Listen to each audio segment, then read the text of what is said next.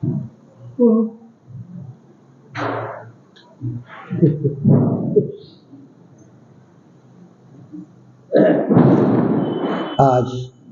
दीपमाल का उत्सव है।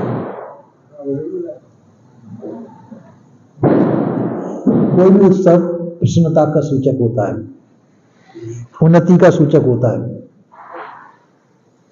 इसलिए हम उत्सव मनाते हैं।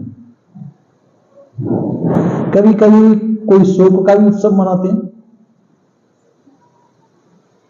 जैसे राम रावण का युद्ध हुआ था, रावण को मारा गया था, तो रावण का मरण का भी उत्सव मनाते हैं,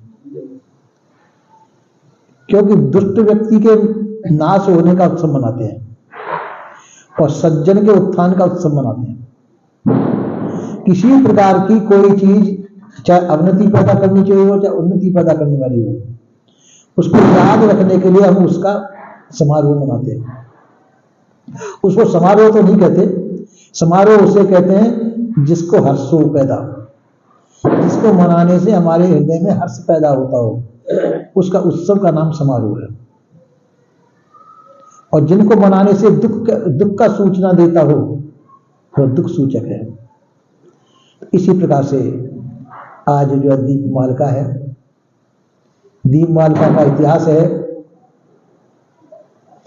कि राम जी जो है रावण को मार करके दशहरा के दिन अपने अयोध्या में लौटे थे।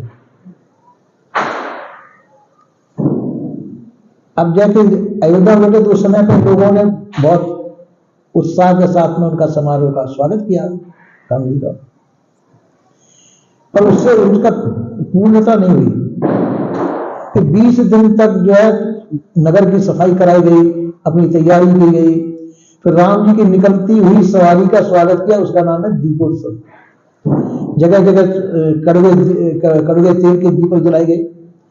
सरसों के तेल के दीपक से वातावरण शुद्ध होता है। सरसों के तेल के दीपक जलाए गए जगह जगह, और राम जी की निकलती सवारी का स्वागत किया गया, वो होगी दीपमालिका। तो जब से दीपमालिका चली आ रही है, हिंदुओं का त्योहार है। उसके बाद में गोवर्धन पूजा आती है, और गोवर्धन पूजा का मतलब है कि कहते हैं, कहावत है कि कृष्ण ने गोवर्धन पर्वत को उठाया था, उसके याद में हम जो है गोवर्धन पूजा करते हैं। अब गोवर्धन पहाड़ तो बहुत बड़ा है, 7 साढ़े 7 कोस पर लंबा चौड़ा है, उनको उठाने का मतलब कुछ और रहा होगा। उस याद में जो है अपन गोवर्धन पूजा करते हैं। उसके बाद में भैया दूज आता है, बहन भाई की पूजा करती है। वैसे भाई बहन की पूजा करता है, पर जो कि दो जगह पे ही भैया दूज के टाइम पे बहन भाई की पूजा करती है, उसको मिठाइयां खिलाती है, उसका तिलक करती है, उसकी आरती उतारती है, वो भैया दूज है। अब इससे दीपोत्सव से पहले कुबेर पूजा होती है, वो धन सूचक है। तो धन सूचक है तो जो है धन की पूजा करते हैं। धन की पूजा जो है, लक्ष्मी की पूजा दिवाली पर भी होती है, पर वो कुबेर भंडारी जो है धन सूचक भी है, इसलिए उसका पूजा करते हैं। इस तरह से 5 दिन का यह त्योहार है। 5 दिन में हिंदू लोगों में त्योहार मनाया जाता है, बड़े हर्षोल्लास के साथ में मनाया जाता है। समय समय पर उत्साहवर्धक होने के नाते से हमको स्मृति रखने के लिए वो त्योहार मनाने पड़ते हैं। कभी कभी अपने बुजुर्गों का भी शरीर छूट जाता है, कभी कभी उनके यादगार में भी अपन को त्योहार मनाना पड़ता है। जैसे अपना तिथि महोत्सव है, सदगुरु श्री पूरन साहब जी का जो शरीरांत हुआ था, तो उस समय पूर्णिमा के दिन तो वो मनाया जाता है। फिर तीज के दिन उनका वो मनाया जाता है, पूर्णिमा के दिन उनको बीजक टीका पूरी हुई। इसको भी कहते हैं। अब तू अभी मैं कह रहा हूं, सो सुन।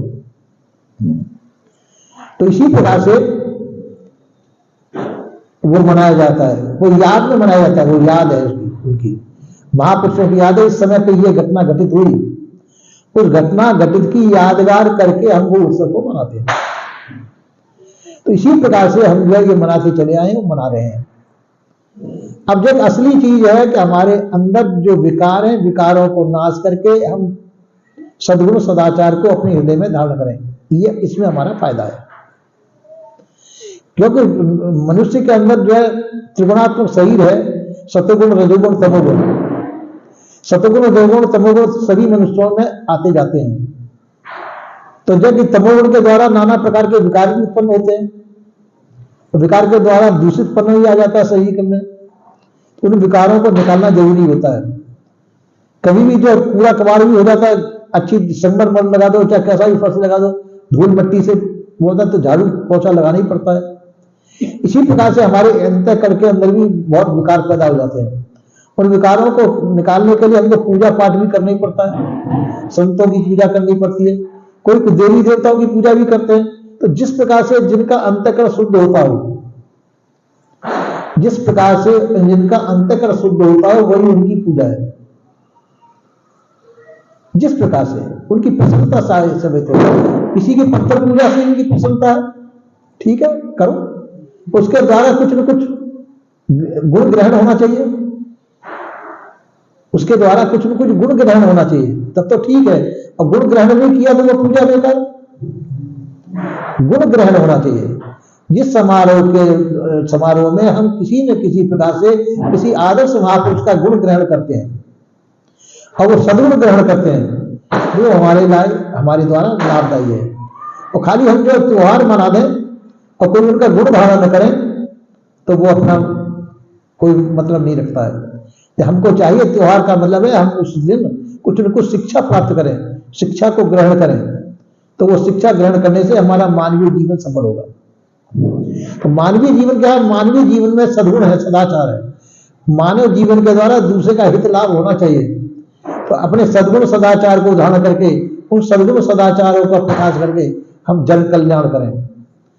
तो जन कल्याण तो हमको प्रवृत्ति लेनी चाहिए और वासना रहित निवृत्ति होनी चाहिए। निवृत्ति लेनी तो वासनाओं से निवृत्ति होनी चाहिए, वासना रहित निवृत्ति।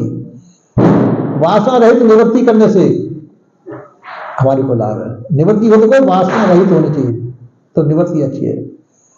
तो इसी प्रकार से हम इन गुणों को धारण करने से हमारे विकारों का खत्म होता है।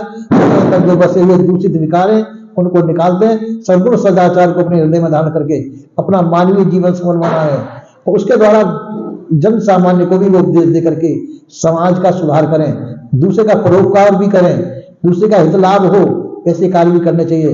ये करते रहना चाहिए। पुण्य कार्यों को करने से हमारा सुधार होता है और जन कल्याण भी होता है। जिन कार्यों से अपना भी सुधार हो और जन कल्याण को, ये पुण्य कार्य इनको करते रहने से ये सभी को करना चाहिए, ऐसा संत गुरुजन कहते हैं। बोले श्री सद्गुरुदेव की जय।